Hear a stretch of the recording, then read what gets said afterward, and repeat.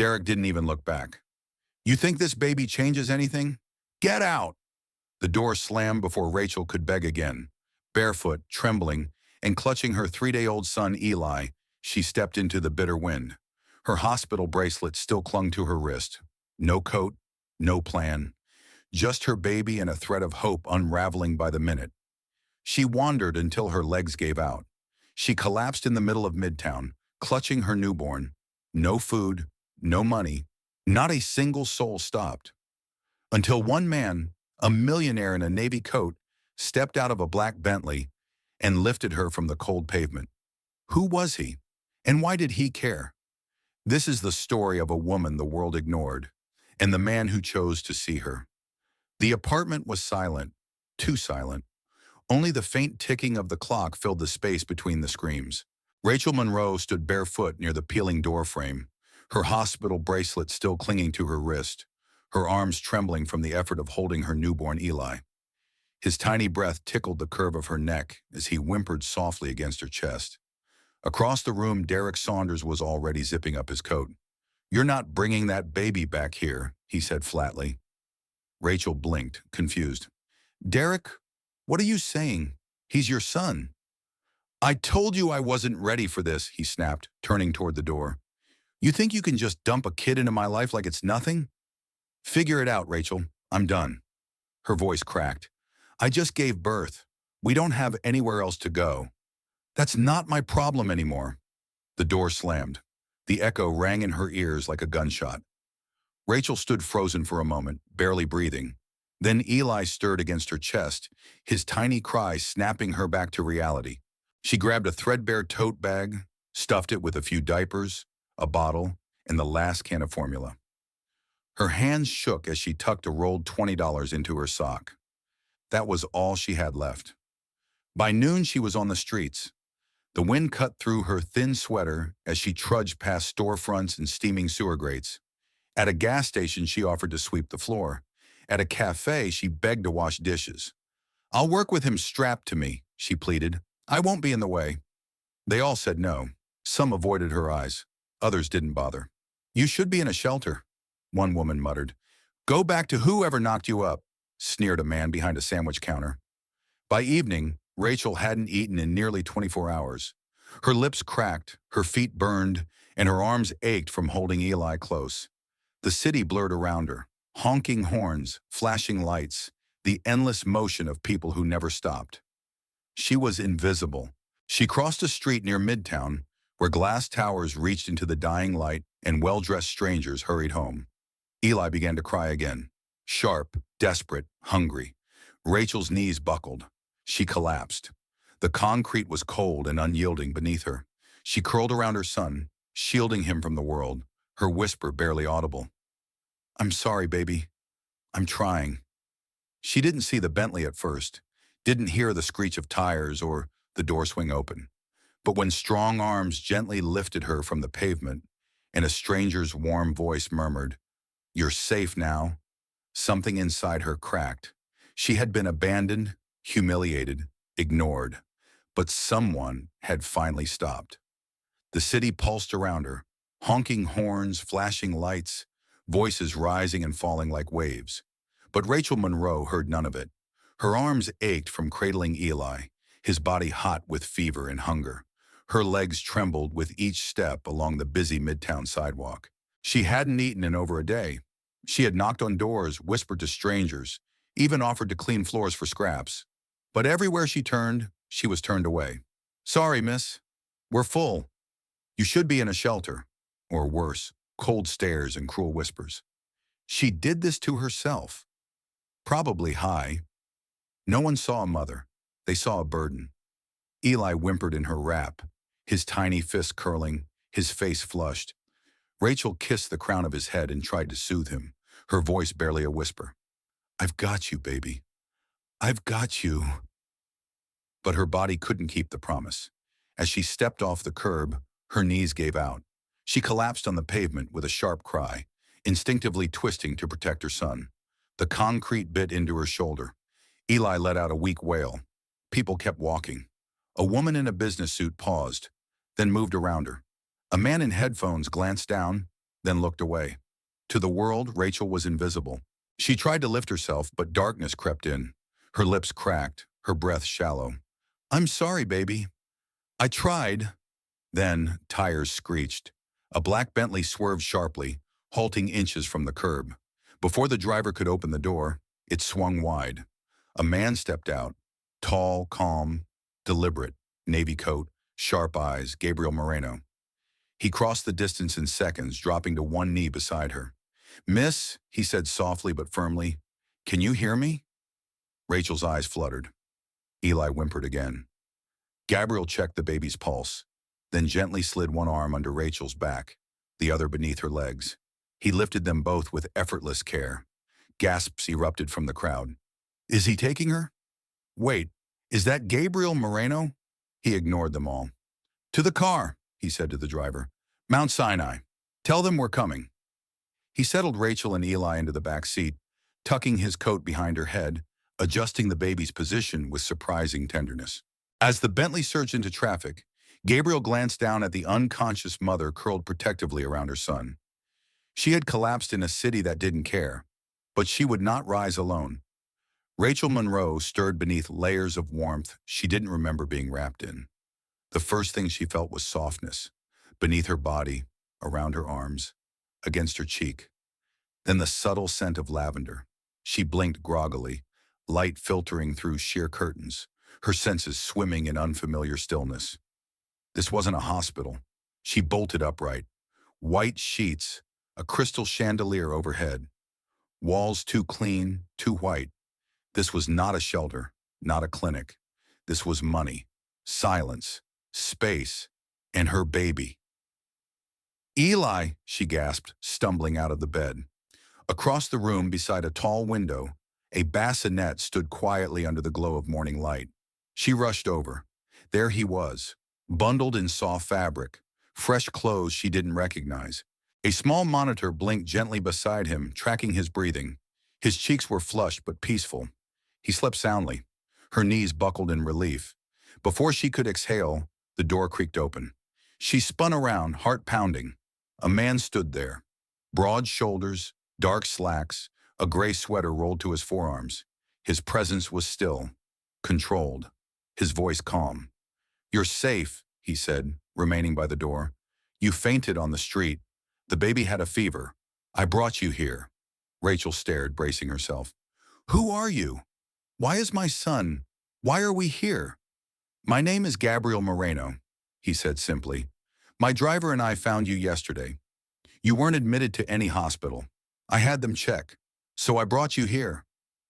"I didn't have insurance," she murmured, eyes flicking between him and her son. "I figured." His voice wasn't judgmental, just factual. "You were dehydrated, exhausted. He was burning up." Rachel looked down at Eli again, then back at the man. "I appreciate what you did, but I should go." He nodded once. "Of course, but there's a storm outside. Heavy rain, and your son still has a fever." As if on cue, thunder rumbled in the distance. Raindrops streaked down the large windows like tears. She hesitated. "This place, it's yours?" He gave a quiet nod. "These clothes, that crib, all arranged for us?" "Yes." She stared at him, overwhelmed. "Why? Why would you do that? For someone you don't even know?" Gabriel didn't look at her right away.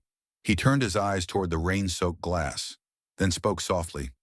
"Because you were lying in the middle of the street with a baby, and no one stopped. That bothered me." Rachel said nothing. For once, she didn't know how. Gabriel gestured toward the side table. "There's food in the kitchen, baby medicine in the drawer. The monitor responds to your voice. If you need anything, just say it." Then he turned and left, his footsteps fading into the stillness of the hallway.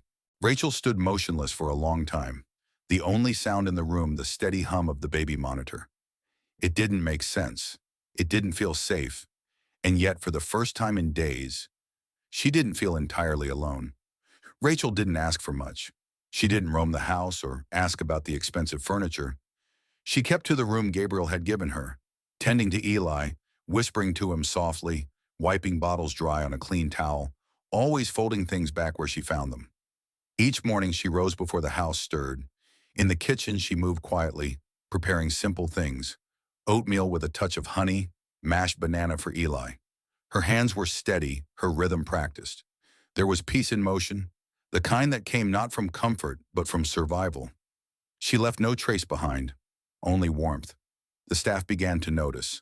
Fresh dish towels, wiped countertops, a vase of wildflowers that hadn't been there yesterday. But it was Gabriel who noticed most. It started one night. He was passing by the nursery, intending only to check the security panel, until he heard something, a soft melody. Rachel sat in the rocking chair by the window, holding Eli close to her chest. Her voice was low and breathy, like a half-remembered lullaby drifting through the air. Hush now, little one. Moonlight's here to stay. Close your eyes, my darling child. Let the dark drift far away. Gabriel stopped, frozen in the hallway. He didn't move, didn't speak. He just listened. He came back the next night, and the one after that. Sometimes she hummed.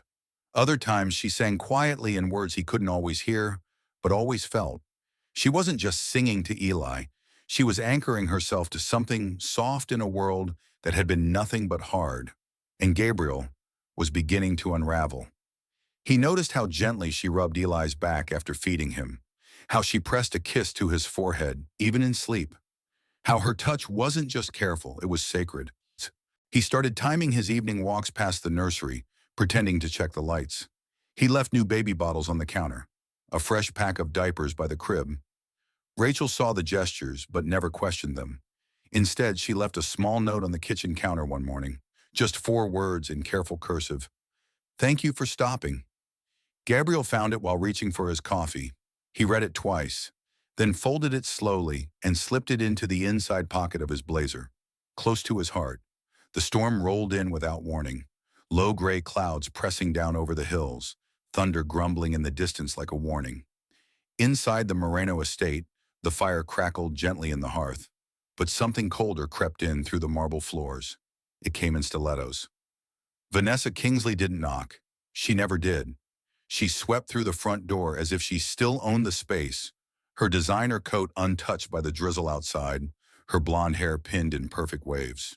Raindrops clung to her hem like diamonds, but there was nothing soft in her smile. "Gabriel," she purred, stepping into the sitting room where he stood near the fireplace. "I was in the neighborhood. Thought I'd say hello." Gabriel straightened, surprised. "Vanessa." Her gaze swept the room with calculated curiosity. Her eyes landed on the small baby blanket, folded neatly on the arm of the sofa. Her lips twitched. "Well, well, whose is that?" Before Gabriel could answer, Rachel entered, gently rocking Eli against her chest, her eyes wide as she caught sight of the unfamiliar woman in the room. Vanessa turned sharply. Her expression flickered, mock sweetness, thinly veiled contempt. "And who might you be?" Gabriel stepped between them. "This is Rachel. She's staying here for a while." Rachel offered a polite nod, her grip on Eli tightening. Vanessa's eyes narrowed. "With, the baby?"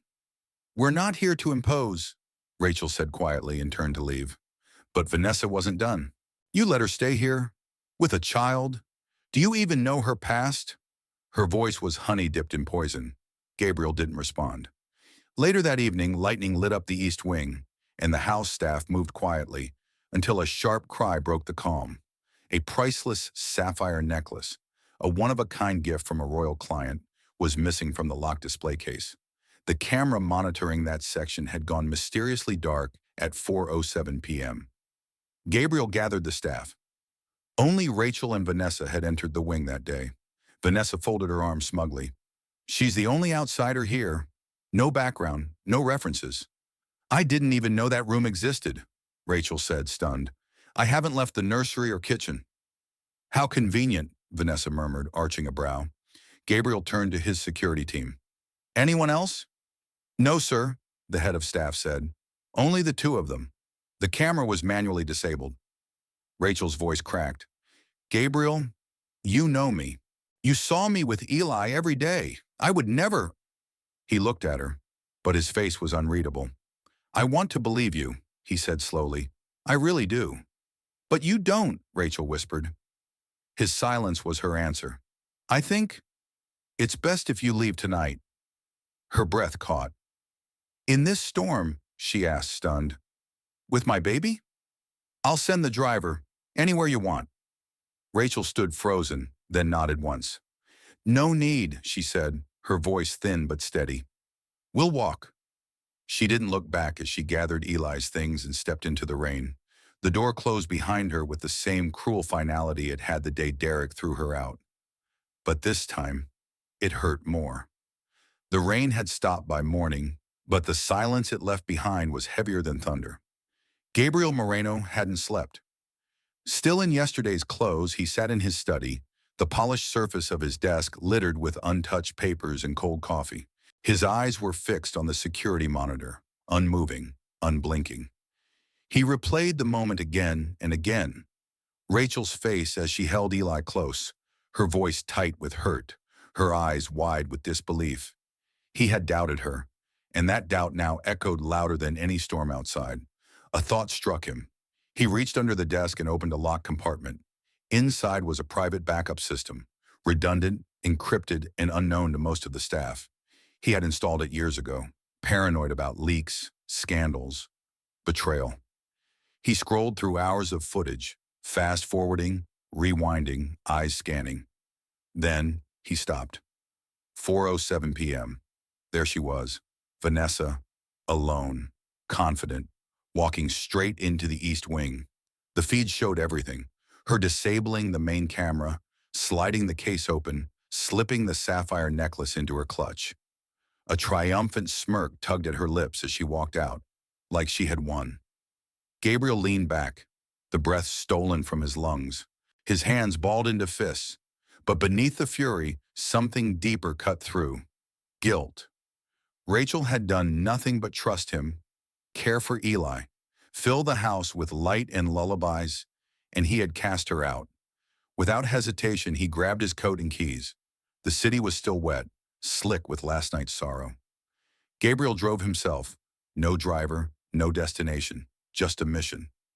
He stopped at shelters, soup kitchens, churches, held out her photo, repeated the same words. Have you seen her? A young woman, small child. His name is Eli. Some shook their heads, others didn't look up. Hours passed, but he didn't stop. He couldn't. At last he turned onto a quiet street lined with old brick buildings and a faded sign that read, St. Matthew's Shelter and Chapel. The church was old, its stained glass windows chipped, the wooden doors weathered by time. Inside, the dining hall buzzed with hushed voices and the clink of metal trays. Near the back, tucked away from the crowd, he saw her, Rachel, slumped on a wooden pew. Her head tilted back, exhaustion written in every line of her face. One arm cradled Eli, who lay bundled against her chest, breathing softly. Her coat was still damp, her shoes muddy, her hair a tangled halo of grief. She hadn't eaten her soup. She hadn't cried. She just held on. Gabriel stood in the doorway, the city noise fading behind him. He walked slowly, each step heavy, deliberate, afraid to startle her. When she finally opened her eyes, their gazes met. She didn't speak. She didn't need to. He knelt before her and draped his coat around her shoulders, still warm from his body. His voice cracked as he whispered, I'm sorry. She looked down at Eli, then back at him. Her eyes shimmered, but her jaw held firm. Thanks for coming back, she said softly. A single tear slipped free. She let it fall. A week after bringing Rachel home from the shelter, Gabriel drove her and Eli to a modest brick building nestled between an old laundromat and a park. The sign above the door read, Haven House for Women and Children. Rachel stepped out cautiously, adjusting Eli's blanket. The building wasn't elegant, faded paint, crooked flower beds, but it pulsed with life. Children's laughter echoed through the halls. Volunteers bustled with purpose. A teen mom gently rocked her baby, while another sorted donated clothes by size. Gabriel gestured toward the doors. I help fund this place, but it's the people inside who make it real. Rachel walked in slowly. She didn't speak much that day, but when she saw a young woman struggling to calm her infant, she stepped in gently, offered to help without a word. Within minutes, the baby was asleep in her arms. By the end of the week, she was showing new moms how to swaddle with only a towel, how to make bottle formula stretch, how to soothe a colicky baby with a song. She never asked for thanks, but people noticed. So did Gabriel. Watching her, he saw something wealth couldn't create: presence, patience, compassion. Rachel didn't try to impress. She simply stayed.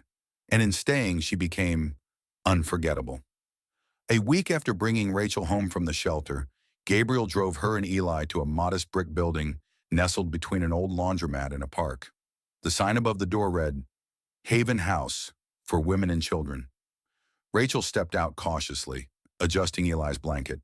The building wasn't elegant, faded paint, crooked flower beds, but it pulsed with life. Children's laughter echoed through the halls. Volunteers bustled with purpose. A teen mom gently rocked her baby, while another sorted donated clothes by size. Gabriel gestured toward the doors. I help fund this place, but it's the people inside who make it real. Rachel walked in slowly. She didn't speak much that day, but when she saw a young woman struggling to calm her infant, she stepped in gently, offered to help without a word. Within minutes, the baby was asleep in her arms. By the end of the week, she was showing new moms how to swaddle with only a towel, how to make bottle formula stretch, how to soothe a colicky baby with a song. She never asked for thanks, but people noticed. So did Gabriel. Watching her, he saw something wealth couldn't create: presence, patience, compassion. Rachel didn't try to impress. She simply stayed. And in staying, she became unforgettable. The afternoon sun dipped behind the elm trees, casting golden shadows across the back garden of Haven House. Rachel and Gabriel sat in silence on a wooden bench, Eli dozing peacefully in her arms. For a while, the only sounds were rustling leaves and the distant laughter of children. Then Gabriel spoke. My sister's name was Maria, he said softly. She had a baby on her own. Her fiancé left, and she didn't tell anyone how much she was struggling. I thought wiring her money was enough. Rachel turned her eyes to him, listening. She stopped answering my calls, he continued, his voice tight. And when I finally went to check on her, it was too late. He looked away, jaw clenched. I didn't just lose her. I failed her. Rachel reached over and placed her hand gently over his. You didn't know, she whispered, but you're here now. Gabriel glanced at Eli, then back at her. When I saw you on that sidewalk, I saw her, and I couldn't walk past again. She nodded slowly. You didn't save me, Gabriel. You chose to see me. And I want to keep seeing you, he said. Not to fix you, just to walk with you. Rachel smiled, eyes misty but full of light. In that quiet moment, no promises were needed, just presence and the courage to begin again, together. 1 year later, the house they now called home sat quietly near the edge of town. It wasn't grand. White shutters, a garden filled with wildflowers, and a porch that creaked when you stepped on the third board. But inside, it was filled with laughter, peace, and something Rachel never thought she'd have again: safety. That morning, in a quiet courthouse with only a few friends and staff from Haven House present, Gabriel signed the adoption papers. He was now, legally and proudly, Eli's father. When the judge confirmed it, Eli threw his tiny arms around Gabriel's neck and whispered, Daddy. Gabriel held him tight, his voice thick as he whispered back, I always was. Rachel, now working full-time at the same organization that once helped her survive, had become a mentor to other young mothers. Strong, steady, kind. Her eyes sparkled with quiet confidence. That evening, under strings of soft lights in their backyard, Gabriel and Rachel stood beneath a simple wooden arch wrapped in wild ivy. Eli, dressed in suspenders, carried the rings with exaggerated care, drawing laughter from their guests. There were no cameras, no designer gowns, just honesty. Their vows were simple. Thank you for seeing me when I felt invisible, Rachel said, voice trembling. Thank you for making me a father, Gabriel replied, eyes locked on hers. And for showing me that home isn't a place, it's who you choose to build it with. They exchanged silver bands. Nothing flashy, just enough. Because love for them didn't need to shine to be real. It only needed to stay. The garden was quiet now. The guests had gone. The lanterns still swayed gently in the night breeze, casting warm golden light onto the porch where the three of them sat. Rachel leaned her head on Gabriel's shoulder, her hair catching the glow of the stars above. In his lap, Eli slept soundly, one small hand wrapped loosely around his father's finger. Crickets hummed. Somewhere in the distance, wind chimes sang a soft lullaby. Rachel exhaled deeply. "Thank you for coming back," she whispered. Gabriel turned to her, pressed a kiss to her temple. "Thank you for making me a father." She smiled through the tears she didn't bother hiding. They didn't need to say more. No castles, no gold, no trophies. Just this. A home built not on wealth, but on healing. A family created not by perfection, but by choice. Rachel thought of that night in the rain. How cold the pavement had been. How alone she had felt with Eli curled in her arms. Back then, she couldn't imagine a world where someone might lift them from that darkness, let alone stay. And yet, here they were, wrapped in one another, safe, whole. Not every fairy tale has a prince, but some have a man who chooses to stay, who chooses to see. And sometimes, that's the real happily ever after.